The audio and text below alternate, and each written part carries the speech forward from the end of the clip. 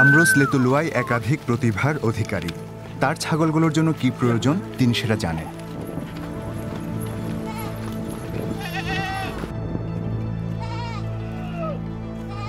ত্রিশ বছর বয়সী কেনিয়ার এই মানুষটি জীবজন্তুর প্রতিভাধর ফটোগ্রাফারও বটে।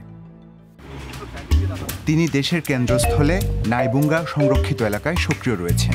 এর আগে তিনি কলেজে ওয়াইল্ড লাইফ ম্যানেজমেন্ট ও প্রকৃতি সংরক্ষণ নিয়ে উচ্চশিক্ষা নিয়েছেন।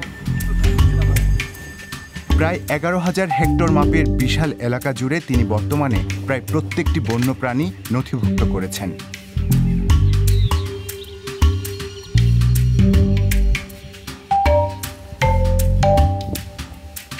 কিন্তু শুধু ফটোই যথেষ্ট নয়, প্রাণী সুরক্ষার জন্য আশেপাশের এলাকার মানুষদেরও শামিল করে তাদের বিষয়টা বোঝানো জরুরি।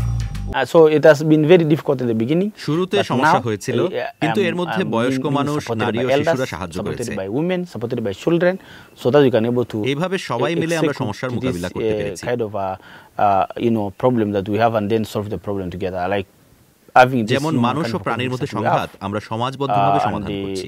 Solve together with as community.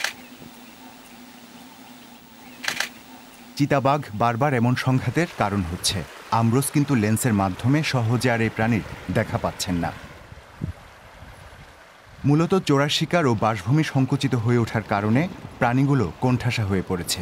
ইতিমধ্যে চিতা লুপ্তপ্রায় প্রাণীর তালিকায় স্থান পেয়েছে। বিশেষ করে ব্ল্যাক প্যান্থার নামে পরিচিত কালো চিতা সবচেয়ে বিপন্ন হয়ে উঠেছে। আমব্রোস এই প্রজাতির 10টি প্রাণী শনাক্ত করেছেন। ফটোগ্রাফার হিসেবে তিনি এই প্রাণীগুলোকে সামগ্রিক ইকোসিস্টেমের নাজুক অবস্থার উদাহরণ হিসেবে গণ্য করেন। আমব্রোস নিজেকে মানুষ ও প্রাণীর মধ্যস্থতাকারী হিসেবে দেখেন। এই নারীরা অতীতে চিতাকে শত্রু হিসেবে দেখতেন, এখন সেই প্রাণীর সুরক্ষার জন্য তারা উদ্যোগ নিচ্ছেন। তারা নিজেদের চিতার মা নামে ডাকেন। প্রাণী রক্ষা করা কতটা জরুরি আমরা তা বুঝেছি, কারণ চুই মামার প্রতিষ্ঠার অনেক সুফল পাওয়া গেছে। কারণ পর্যটকরা উপার্জনের পথ খুলে দিচ্ছেন, ফলে নারীদেরও উপকার হচ্ছে। ইতিমধ্যে তারা সাভানা বনভূমির মাঝে নিজস্ব এক ছোট সদর দপ্তর খুলেছেন। এই তথ্য কেন্দ্র আমব্রোসের আরেকটি প্রকল্প। বিশেষ করে তরুণ প্রজন্মের জন্য এই উদ্যোগ শুরু হয়েছে। সেখানে তিনি শিশুদের ক্যামেরার ব্যবহার শেখান এবং তাদের নিয়ে প্রাণীজগৎ ঘুরে দেখান। শিক্ষার প্ল্যাম্পফ্লেট ও দূরবীন নিয়ে সাফারি শুরু হয়। আজকের বিষয় বার্ড ওয়াচিং।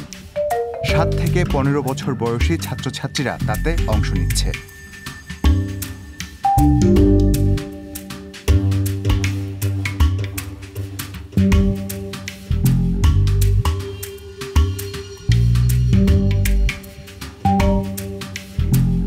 কোন কোন পাখি পর্যবেক্ষণ করা হলো সাফারির শেষে তারা সবাই মিলে তার মূল্যায়ন করে। অনেকের জন্য সেটা ছিল সম্পূর্ণ নতুন এক অভিজ্ঞতা।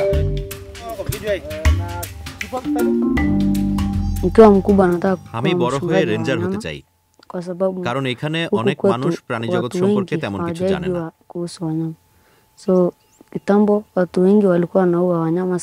আগে মানুষ অনেক প্রাণী হত্যা করেছে, কিন্তু কিছুদিন আগে আমি স্কুলে বিভিন্ন প্রজাতির সুরক্ষা সম্পর্কে একটা বই পড়েছি।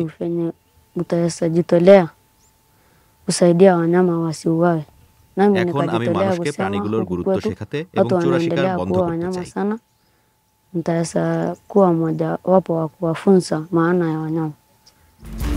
আমব্রোস ভবিষ্যৎ সম্পর্কে আশাবাদী। তিনি লক্ষ্য করছেন তরুণ প্রজন্ম পরিবেশ সম্পর্কে আরও সচেতন হয়ে উঠছে।